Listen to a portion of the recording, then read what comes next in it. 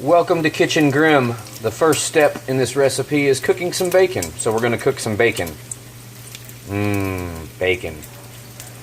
Alright, disclaimer, there's a lot of chopping in this recipe and I didn't want to bore you with all the cutting, so we're just going to show the assembly of the ingredients. Plus it's hard to film when you're cutting raw meat, you know.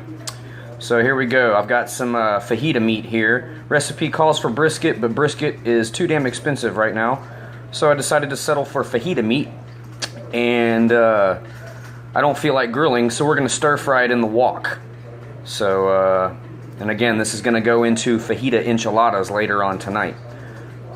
Alright, we got that going, and the secret ingredient in here is we took the bacon grease from cooking the bacon and put it in the wok to add with the fajita meat. And also, the recipe doesn't call for this, but I love this stuff, so added a little bit of that in there as well. Gonna cook that up and then get to the next step. Alright, so now we are browning some onions in the remaining bacon grease. Yeah, that's right, I said bacon grease. If you're worried about healthy, you need to go worry about that shit somewhere else. This is tasty. Alright, so anyhow, we're gonna cook these up for about 8 to 10 minutes until they're nice and browned, and move on to the next step. Alright, now we're gonna toast some cumin for about a minute until you can smell it.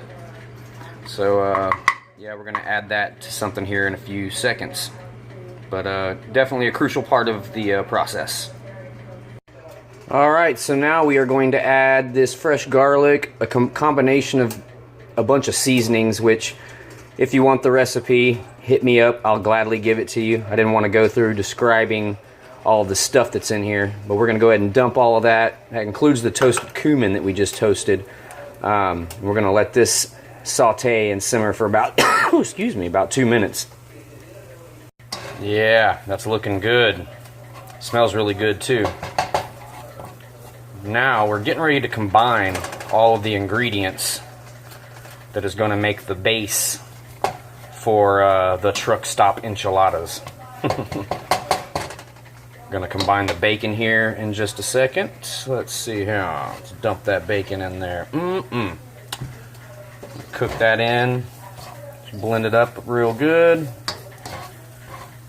And in a second I'm gonna add all this to a big giant pot with the fajita meat, some tomatoes, and beef broth, and a cup of water, I believe. So we're gonna combine all of that, and we'll be well on our way to a tasty meal tonight.